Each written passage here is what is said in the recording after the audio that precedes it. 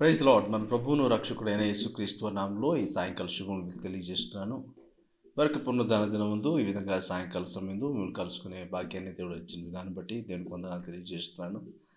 మీరందరూ ప్రభువులో ఆనందిస్తూ బలపరచబడుతూ ఆయనలో మీరు కొనసాగుతున్నారని నేను నమ్ముతున్నాను. చిన్న ప్రార్థన చేసుకుని ఈ సెషన్ మనం ప్రారంభించుకుందాం. పరిశుద్ధ జీవం గల తండ్రి, మీకు వందనాలు, కృతజ్ఞతాస్తుతులు, స్తోత్రాలు చెల్లిస్తున్నాను తండ్రి. ప్రతి ఆదివారం ఈ విధంగా మేమందరం కలుసుకొని ప్రభా కొద్ది నిమిషాలు వాక్యాన్ని ధ్యానించుకోవటానికి, మన సర్వను ఆరాధించుకోవటానికి మీరు మాకు అనుగ్రహిస్తున్న ఈ శ్రేష్టమైన సమయాన్ని బట్టి మనస్ఫూర్తిగా మీకు కృతజ్ఞతాస్తుతులు, స్తోత్రాలు మేము చెల్లిస్తున్నాం తండ్రి. మేమేమైనా అది కేవలం మీ కృపను బట్టి మాత్రమే మేము నమ్ముతున్నాం తండ్రి. మరొకసారి ప్రభావ మీతో ఒక ధన్యకరమైన సమయాన్ని గడపాలని ఆశపడుతుండగా సూటిగా స్పష్టంగా మీ వాక్కు ద్వారా మీరు మాతో మాట్లాడండి. మా హృదయాలను మీరు తెప్పరేలా చేయమని ప్రార్థన చేస్తున్నాం తండ్రి. మా ఆరాధనలోను, వాక్య ధ్యానంలోను, ప్రార్థనలోను తోడై నడిపించమని, మీకే మహిమ ఘనత ప్రభావం ఆరోపించుకోమని యేసుక్రీస్తు వారి నామములో అడిగిపెట్టుకుంటున్నాం తండ్రి. ఆమేన్, ఆమేన్.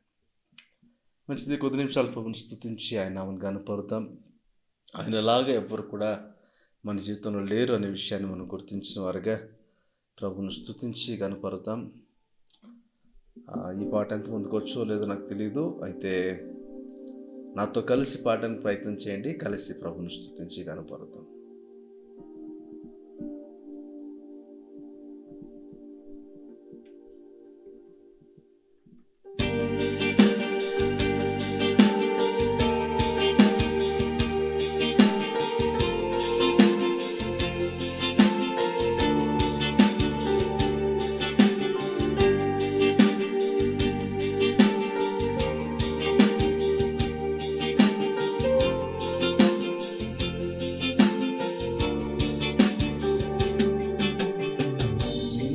స్తుతించి నే ఆరాధింతును, నీ నామములో నే ప్రార్థింతును.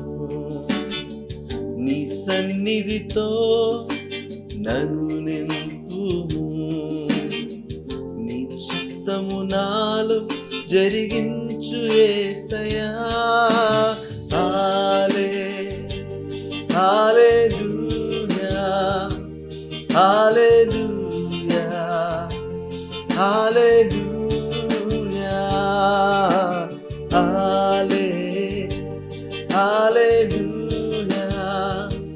హల్లెలూయా, హల్లెలూయా.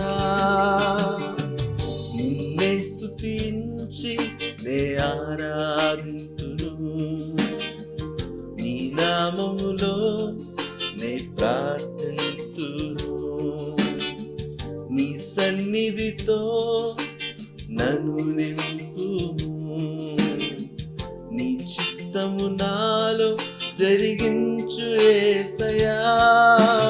హల్లెలూయా,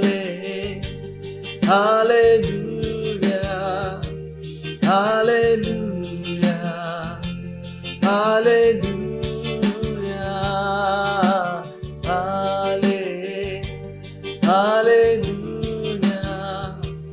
హల్లెలూయా, హల్లెలూయా. ప్రతి ఉదయం నీదు వాత్సల్యముతో నా కొరకై ఉన్న నా రక్షకా, నా మొర విని నాకై వచ్చిన దేవా, పడకుండా నన్ను కాపాడితీవే.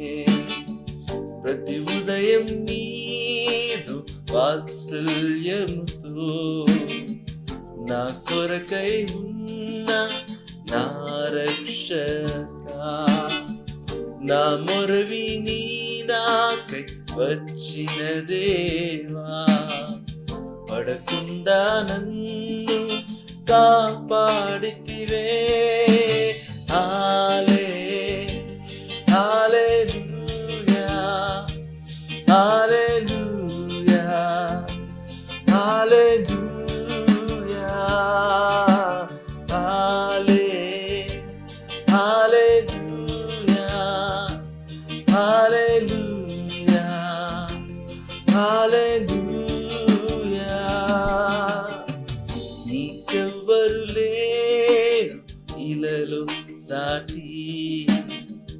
అసాధ్యము లేది నీకిలలో ఏది, నీ ఎదుటే ప్రణమిల్లి ప్రకటింతును.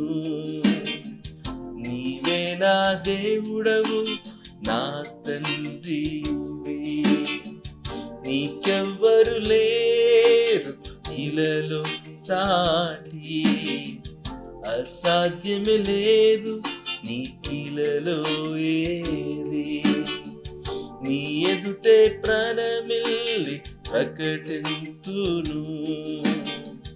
నీవే నా దేవుడవు నా తండ్రివి. హల్లెలూయా హల్లెలూయా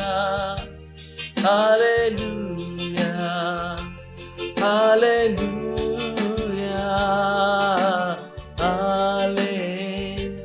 హల్లెలూయా హల్లెలూయా హల్లెలూయా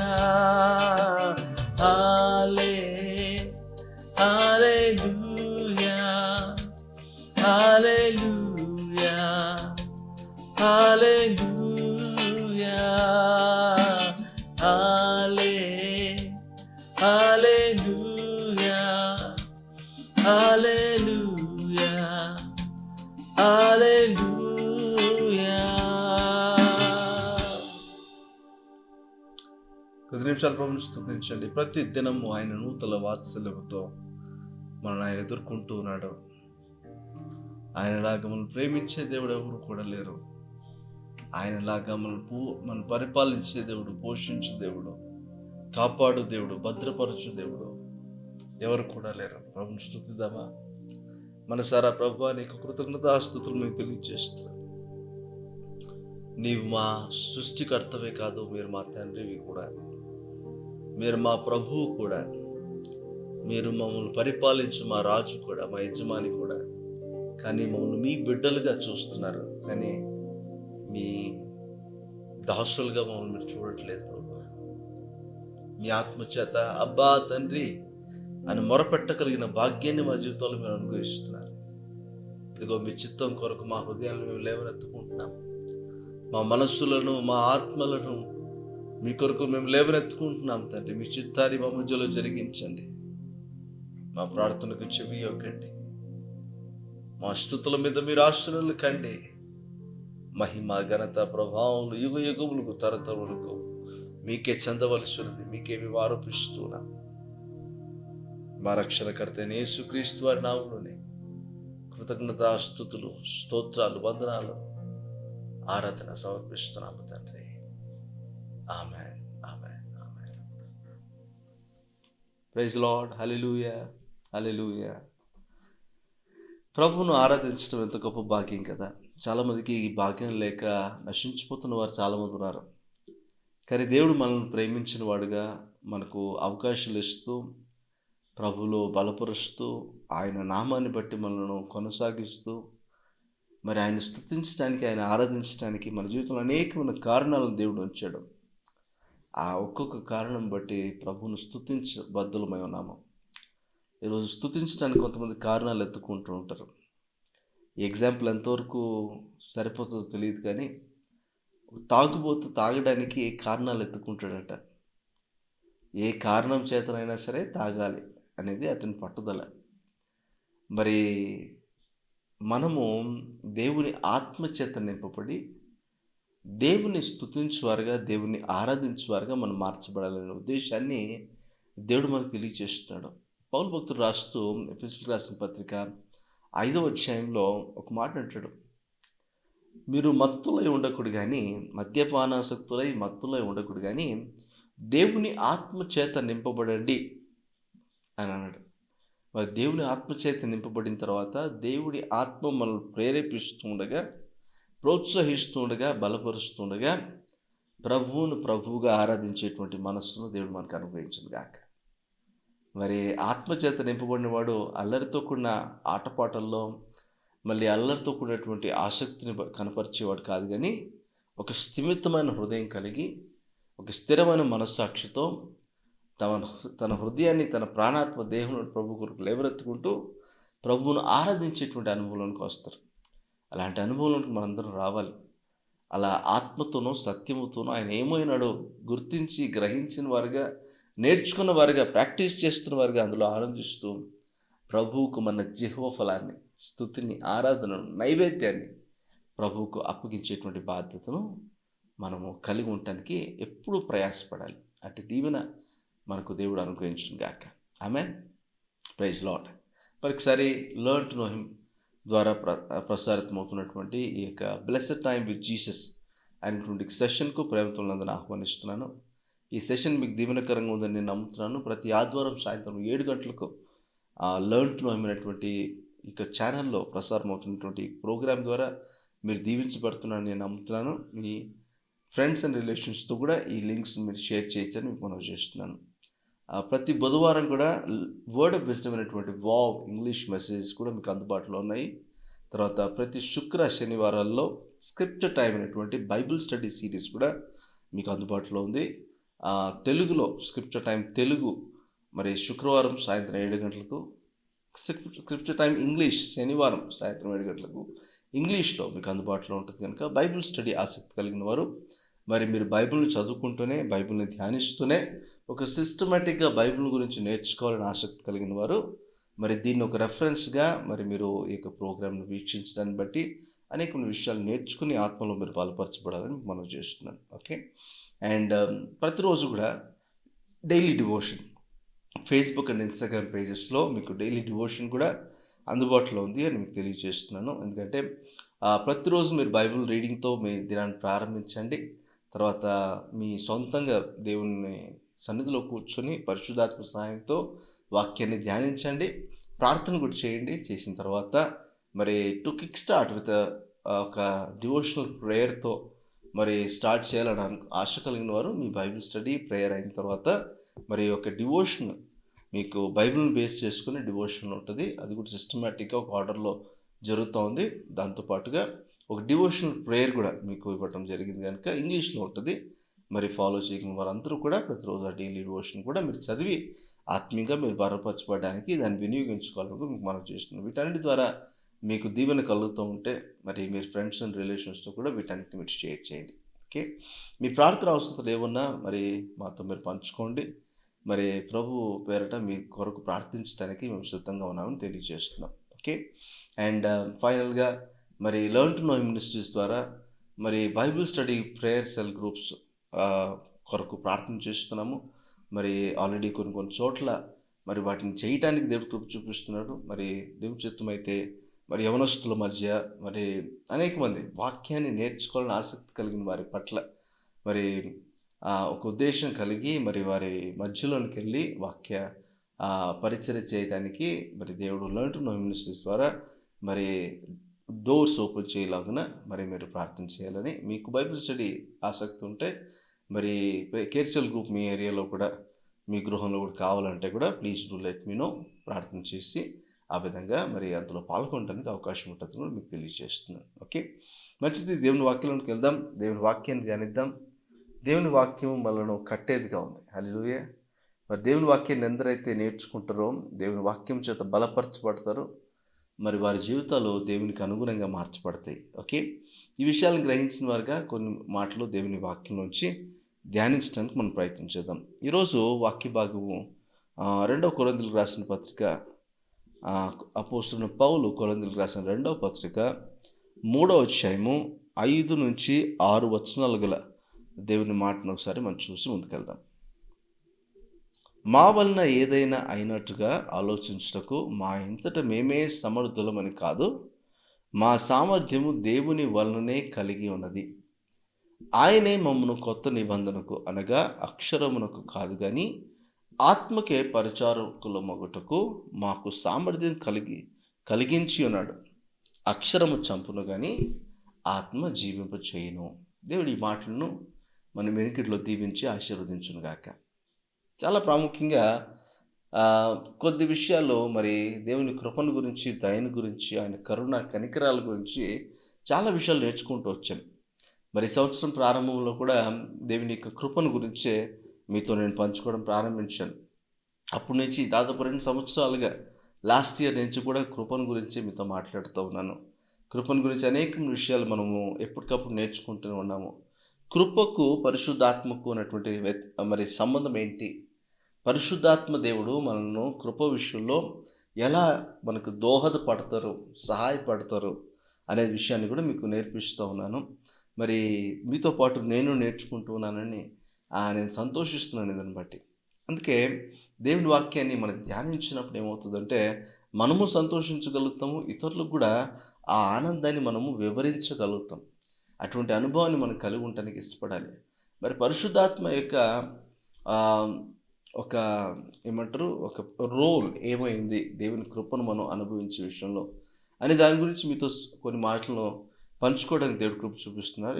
ఈరోజు మరొక విషయాన్ని మీకు తెలియజేస్తుంది. లాస్ట్ వీక్ మీతో మాట్లాడినట్టుగా మరి కొత్త నిబంధనలో అంటే కొత్త ఒడంబడికలో దేవునితో సహవాసం కలిగి ఉండాలి అని అంటే ఆ కొత్త నిబంధనలో మన సామర్థ్యం బట్టి కాదు, కానీ ఆత్మ సామర్థ్యాన్ని బట్టి, ఆత్మ మనకు అనుగ్రహించేటువంటి సహకారాన్ని బట్టి, ఆత్మ యొక్క నడిపింపును బట్టి దేవునిలో కొనసాగుతూ కొత్త నిబంధనలో పాలిభాగస్తులు అవటానికి దేవుడు మన కొరకు మార్గాన్ని తెరచడం చూస్తాం. అందుకే ధర్మశాస్త్రాన్ని అనుసరించి నడుచుకోవాల్సిన అవసరం లేదు. అంటే దాన్ని ఏదో కొట్టేశాడు దేవుడు అని కాదు, కానీ అది క్రీస్తు యేసునందు అది సఫలము చేయబడింది, నెరవేర్చబడింది క్రీస్తు యేసునందు. కాబట్టి ఇక మనం దాన్ని నెరవేర్చే విషయంలో ప్రయాసపడి మన సామర్థ్యాన్ని బట్టి దేవునితో మనం చక్కటి సహవాసం కలిగి ఉండటానికి మనం ప్రయత్నం చేయాల్సిన అవసరం లేదు.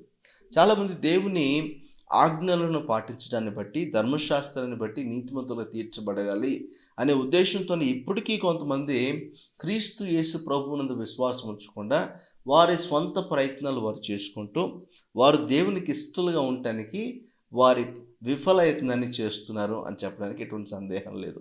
కానీ ఇక్కడ దేవుడు మనకు ఆత్మను అనుగ్రహించాడు. ఎందుకంటే ఇక మీరు ధర్మశాస్త్రం మీద ఆధారపడి మీరు నీతిమంతులుగా తీర్చబడడానికి ప్రయత్నించాల్సిన అవసరం లేదు. అది యేసు ప్రభు మీ కొరకు చేశాడు. కాబట్టి యేసు ప్రభువునందు మీరు విశ్వాసం ఉంచితే చాలు, మీరు నీతిమంతులుగా తీర్చబడగలుగుతారు, మీరు దేవునితో సహవాసాన్ని కలిగి ఉంటారు, మీరు చక్కగా దేవునిలో బలపరచబడి ఎదిగే అవకాశం ఉంటుంది, దేవుని ప్రతిబింబించేటువంటి జీవితాన్ని మీరు జీవించగలరు అని దేవుని వాక్యం మనకు సూటిగా స్పష్టంగా తెలియజేస్తూ ఉంది. అందుకే పౌలు కూడా నేను నా సామర్థ్యాన్ని బట్టి ఎక్కడా జీవించట్లేదు అంటాడు. పౌలు గురించి మీరు మాట్లాడితే, ఆలోచన చేస్తే, పౌలు గమలీయేలు అనేటువంటి ఒక చక్కటి బోధకుని దగ్గర మరి తర్ఫీదు పొందినటువంటి వ్యక్తిగా మనకు కనపడతాడు. పౌలు సౌలుగా ఉన్నప్పుడు ధర్మశాస్త్రాన్ని మరి తను కంప్లీట్గా నేర్చుకొని దాని విషయంలో ఎంతో నేర్పు కలిగిన వాడిగా అతడు ఎక్స్పర్టీస్ అయినట్టుగా మనకు కనపడుతుంది. ధర్మశాస్త్రంలో భాగంగానే దేవుణ్ణి, యెహోవా దేవుని తప్ప వేరెవ్వరిని సేవించకూడదు అనేటువంటి మాట చేత పట్టుకొని యేసు ప్రభు ఎవరు, దేవుని కుమారుడని పిలిపించుకోవడానికి, యేసు ప్రభు ఎవరు, దేవుడిగా పిలువబడ్డానికి అని చెప్పేసి మూర్ఖంగా తను యేసు ప్రభువుని, అతని మార్గాన్ని, అతని శిష్యులను మరి చంపడానికి సైతము అతను వెనకాడలేదు. ధర్మాన్ని కాపాడుతున్నాననేటువంటి ఉద్దేశంలో పౌలు ఉండిపోయడం చూస్తున్నాం. కానీ ధర్మశాస్త్రం నెరవేరుస్తున్నాడు కాబట్టి ఆ రోషం అతనిలో కనపడుతుంది. ధర్మశాస్త్రం వల్ల నీతిని నెరవేర్చడానికి మరి ఇప్పుడు కదా మరి టెర్రరిస్టులు వాడేటువంటి పదం ఏంటంటే జిహాద్ అంటూ ఉంటారు వాళ్ళు. అంటే ఏంటంటే వారు మా ధర్మాన్ని కాపాడడం కొరకు, లేకపోతే మేము దీనికోసం ఎంతవరకైనా వెళ్తాం, మనుషులను చంపే స్థాయి వరకైనా వెళ్తామని ఒక్కొక్క రిలీజియన్ పీపుల్ ఆ విధంగా మాట్లాడుతూ ఉంటారు. మరి పౌలు కూడా అదే విధంగా ప్రవర్తించిన వ్యక్తే సౌలుగా ఉన్నప్పుడు. కానీ పౌలు తర్వాత అర్థం చేసుకున్నాడు, నా సామర్థ్యాన్ని బట్టి నేను ఎప్పటికీ నీతిమంతునిగా తీర్చబడలేను, ఇప్పటికీ కూడా నా సామర్థ్యాన్ని బట్టి నేను నీతిమంతునిగా కొనసాగట్లేదు అని గుర్తించిన వాడిగా అతను ఒప్పుకుంటున్నాడు. ఏంటంటే మేము మా వలన అయినట్టుగా మేము ఆలోచించుకోవట్లేదు, కానీ మా సామర్థ్యాన్ని బట్టి మేము దేవుని సేవించగలుగుతామని చెప్పుకోవట్లేదు, కానీ అతను చెప్తున్న మాట ఏంటంటే దేవుని సామర్థ్యం వలనే ఈ సామర్థ్యం మాకు కలిగింది, దేవుని వలననే మాకు ఈ సామర్థ్యం కలిగింది. దేవుని వలన సామర్థ్యం పొందడం ఏంటి? ఒక వ్యక్తి పరిశుద్ధంగా జీవించాలన్నా, ఒక వ్యక్తి నీతిని అనుసరించి నడుచుకోవాలన్నా, ఒక వ్యక్తి దేవుని అనుసరించి దేవునికి సంతృప్తికరమైనటువంటి జీవితం జీవించాలన్నా ఆ వ్యక్తి జీవితంలో ఒక సామర్థ్యం దేవుని వల్ల పొందుకోవాలి. ఆ సామర్థ్యాన్ని కృప అన్నాం. చాలా మటుకు దేవుని నుంచి దయను పొందుకుంటాం. ఎందుకంటే మనం పర్ఫెక్ట్‌గా జీవించలేం కాబట్టి, మన తప్పులకు పరిహారంగా దేవుని నుంచి దయను మనం పొందుకుంటూ ఉంటాం. అందుకే దేవుడు కూడా ప్రతిరోజు మనకు నూతనంగా దయ ఇస్తున్నాడంట, మనం నిర్మూలం అవ్వకుండా. ఎందుకంటే ప్రతిరోజు శిక్షకు పాత్రులమే, ప్రతిరోజు నశించిపోవాల్సిందే. కానీ దేవుడు ఎప్పటికప్పుడు ప్రతిరోజు దయను అనుగ్రహిస్తున్నాడట. అలాగని ఈ తప్పులు చేయకుండా మరి పరిశుద్ధంగా, నీతిగా నడుచుకోవడం ఎలా అంటే, దానికంటూ ఒక సామర్థ్యం కావాలి, దానికంటూ ఒక ప్రిపరేషన్ కావాలి, దానికంటూ ఒక చక్కటి తర్ఫీదు లేకపోతే ఎక్సర్సైజ్ చేయడం అనేది జరగాల్సి ఉంది. అది దేవుని సామర్థ్యం వలన కలుగుతుంది. ఆ సామర్థ్యము దేవుని వలనే మనకు అనుగ్రహించబడుతుంది. ఇదే కృప. ఈ కృప లేకపోతే నిజంగా ఆ దయను అనుభవిస్తున్న మనము దయను సద్వినియోగపరచుకోవడం మనకు తెలీదు.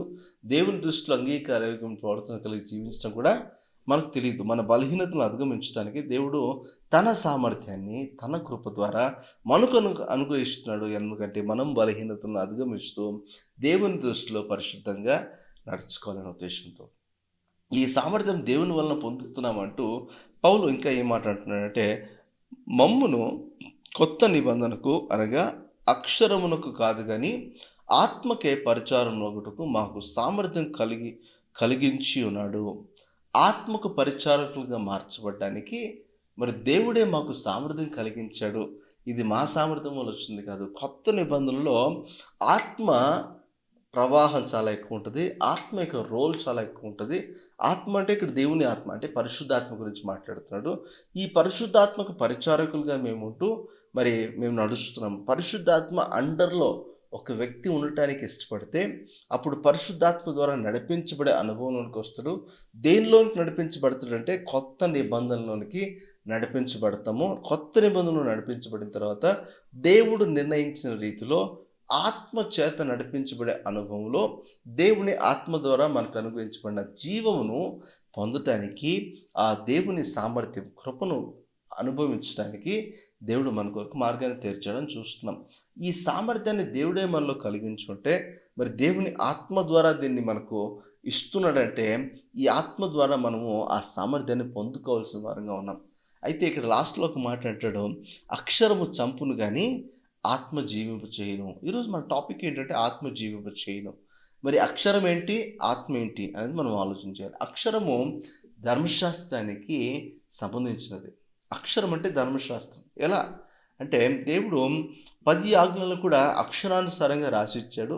అక్షరాల వాటిని ప్రతి ఒక్కరు కూడా పాటించాల్సి ఉంటుంది. ఇది మొదటి ఒడంబడిక లేకపోతే పాత నిబంధన అని చెప్పొచ్చు. అంటే బైబిల్లో ఉన్న పాత నిబంధన కొత్త నిబంధన గురించి మాట్లాడట్లేదు నేను.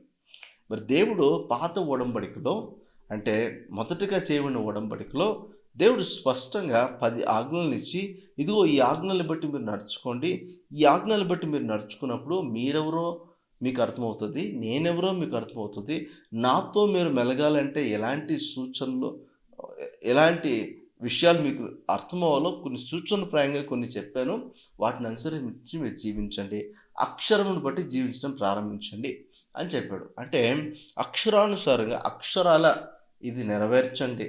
తూచా తప్పకుండా ఏ అక్షరం పొల్లైనను సున్నా అయినను తప్పుకోకుండా దాన్ని మీరు పాటించండి అన్నాడు. 10 ఆజ్ఞలు సైతము అక్కడ ఇచ్చాడు దేవుడు. 10 ఆజ్ఞలు ఇచ్చిన తర్వాత బాగా అర్థం చేసుకోండి, 10 ఆజ్ఞలు ఇచ్చి తర్వాత ప్రజలను ఆయన ఎన్నుకొని ఉంటే అసలు ప్రజలు అటువైపు వెళ్ళి ఉండే వాళ్ళే కాదేమో. కానీ ప్రజలను విడిపించుకొని వచ్చి ప్రజల పట్ల మేలు చేసి వారి బానిసత్వం నుంచి వారి బంధకాల నుంచి విడిపించి బయటికి తీసుకొచ్చిన తర్వాత తన ప్రజలుగా వారిని చేసుకున్న తర్వాత, ఇదిగో మీరు ఇలా దీన్ని బట్టి అనుసరించి నడుచుకుంటే ఎల్లప్పటికీ నా ప్రజలుగా ఉండిపోతారు, మీకు నాకు మధ్య ఎలాంటి తొందర ఉండదు అని దేవుడు చెప్తే ఇజ్రాయెల్ ప్రజలు దాన్ని బట్టి నడుచుకోలేకపోయారు. ఇప్పటికీ కూడా ఒక 10 ఆజ్ఞలను ఒక మనిషి పాటించాలి అని అంటే చాలా కష్టతరమైనటువంటి విషయం. అది ఇంపాసిబుల్ అయితే కాదు కానీ కష్టతరమైన విషయం అని చెప్పడానికి ఎటువంటి సందేహము లేదు. మరి అలాగని ఆ 10 ఆజ్ఞలు పాటిస్తే సరిపోతుందని మరి పాటించడానికి ప్రయత్నం చేసే వాళ్ళు కూడా లేకపోలేదు. కానీ ప్రయత్నంలో సఫలత చాలా కష్టంగా దొరుకుతుంది. అయితే రిలీజియన్ ఏం చేసింది, మతము ఈ 10 ఆజ్ఞలను తర్వాత కొంచెం కొంచెంగా డైల్యూట్ చేస్తూ చిన్న చిన్న వాటికి కూడా కొన్ని పద్ధతులను కొన్ని కట్టడలను ఏర్పాటు చేసి మొత్తానికి 1050 సూత్రాలు లేకపోతే లాస్ తీసుకుని వచ్చేసారు, రూల్స్ అండ్ రెగ్యులేషన్స్ తీసుకుని వచ్చేసారు. పదే పాటించడానికి కావట్లేదంటే వెయ్యిన్ని యాభై ఎక్కడి నుంచి పాటిస్తారు చెప్పండి. అందుకే మీరు అక్షరానికి బానిసలు కాదు. అక్షరం చంపేస్తుంది. ఎందుకు అక్షరం చంపుతుంది అంటే, దాని ప్రకారంగా నడుచుకోలేదంటే దాని ప్రకారంగా వచ్చే శిక్షను పొందాల్సిందే. There is no doubt about it. అయితే కృప లేకపోతే దేవుని ఆత్మ మనం జీవింపచేస్తుంది. ఆత్మ ఏమని చెప్తుందంటే, ఇదిగో మీరు ఈ 10 ఆజ్ఞలు పాటించాల్సిన అవసరం లేదు. వీటిని పాటించిన ఒక వ్యక్తి మీకు ఉన్నాడు. యేసు ప్రభు ఈ లోకానికి వచ్చాడు. ఆయన ఈ 10 ఆజ్ఞలను తూచా తప్పకుండా పాటించాడు. ఈ 10 ఆజ్ఞలు మాత్రమే కాదు, ఆయన ఈ 1050 కూడా కంప్లీట్‌గా ధర్మశాస్త్రానికి అనుగుణంగా దేవుడిచ్చిన ఆజ్ఞలను, కట్టడలను అన్నిటిని కూడా ఆయన నెరవేర్చాడు. ధర్మశాస్త్రమునకు ఒక ముగింపుగా ఆయన ఉన్నాడు. ఆయన వాటిని నెరవేర్చాడు కాబట్టి ఆయనందు విశ్వాసం ఉంచితే ఆయన మీకు ఒక సామర్థ్యాన్ని ఇస్తాడు. ఆ సామర్థ్యాన్ని ఇచ్చిన తర్వాత ఆయన మిమ్మల్ని చంపకుండా, ఆయన మిమ్మల్ని శిక్షా విధులను తీసుకురాకుండా, ఆయన మిమ్మల్ని పరిశుద్ధంగా జీవించడానికి మీకు ఒక మార్గాన్ని తెరుస్తాడు. అప్పుడు మీరు పరిశుద్ధంగా నడుచుకోవటం మాత్రమే కాదు, దేవుని నీతిని బట్టి నడుచుకుంటూ దేవుని ఆత్మ చేత ఒక కొత్త నిబంధనలోనికి పాలుభాగస్తులై అందును బట్టి దేవుని ఆత్మ ద్వారా పొందేటువంటి జీవాన్ని మీరు పొందుకుంటారని తెలియజేస్తున్నాడు.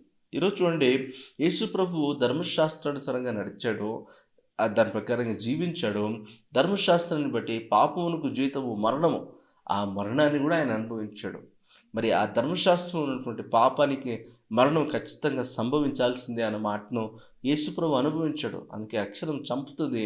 కానీ ఏ ఆత్మ అయితే యేసుక్రీస్తును మృతుల నుండి పునరుద్ధరణగా తిరిగి లేపిందో, ఈ ఆత్మ ద్వారా దేవుడు మనకు కృప అనేటువంటి తన సామర్థ్యాన్ని మనకిచ్చాడు.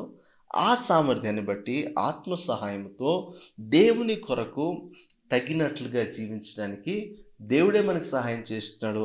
ఇప్పుడు కాగా క్రీస్తునందున్న వారికి ఏ శిక్షా విధి కూడా లేదు, వారు తప్పించబడ్డారు నిత్య మరణం నుంచి అని చూస్తున్నాం.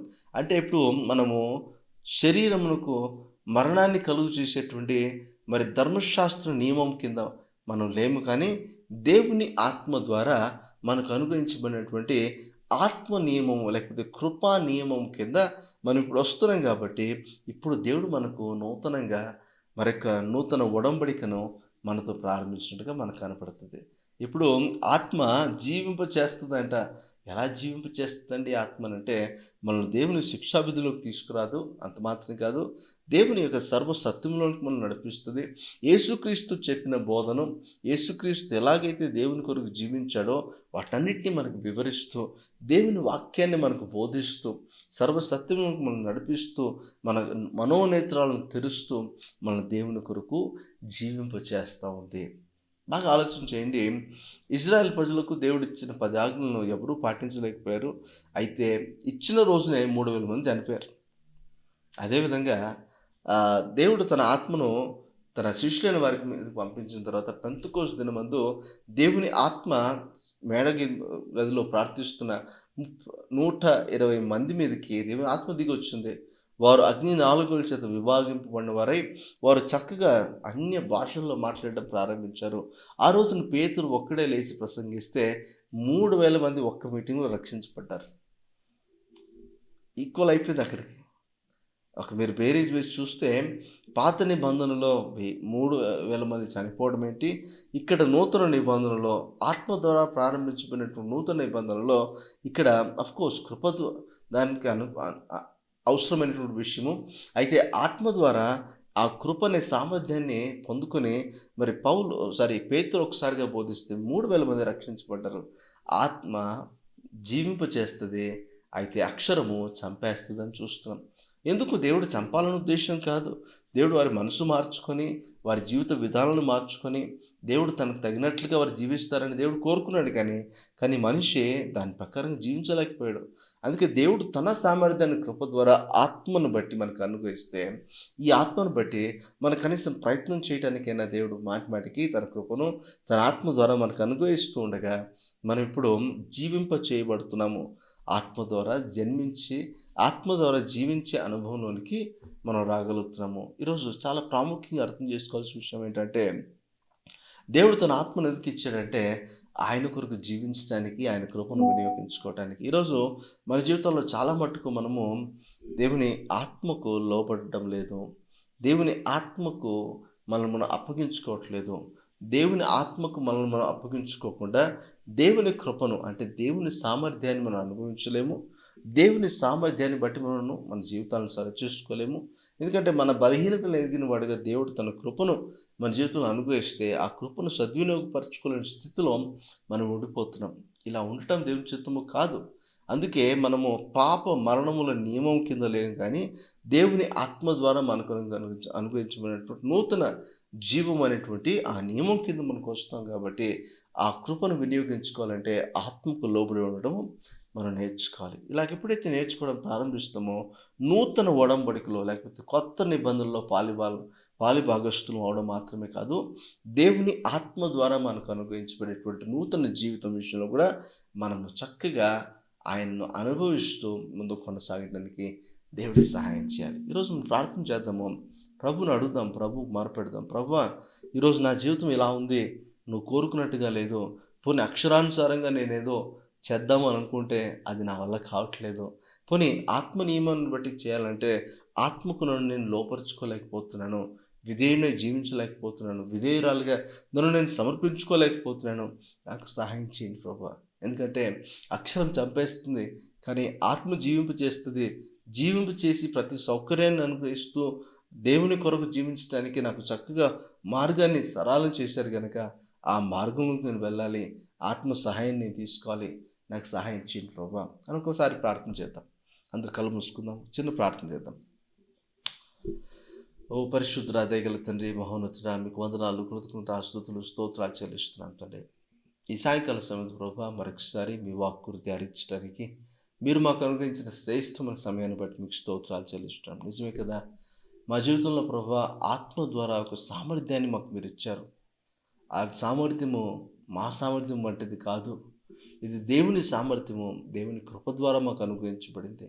ఆ కృప వలన ఎక్కడెక్కడైతే మేము బలహీనులుగా ఉన్నామో, ఎక్కడ మేము చెదిరిపోయి ఉన్నామో, ఎక్కడ మేము నశించిపోతున్నామో అక్కడ మమ్మల్ని బలపరిచి లేవనెత్తి నిలబెట్టి మీ కొరకు జీవింప చేయడానికి మీ ఆత్మను మాకు అనుగ్రహించారు ఆ కృప ద్వారా. ఈరోజు ఆ కృపను సద్వినియోగపరచుకొని మీ దృష్టికి అంగీకారం పడుతుంది కలిగి మిమ్మల్ని సేవించే భాగ్యాన్ని మాకు దయచేయండి.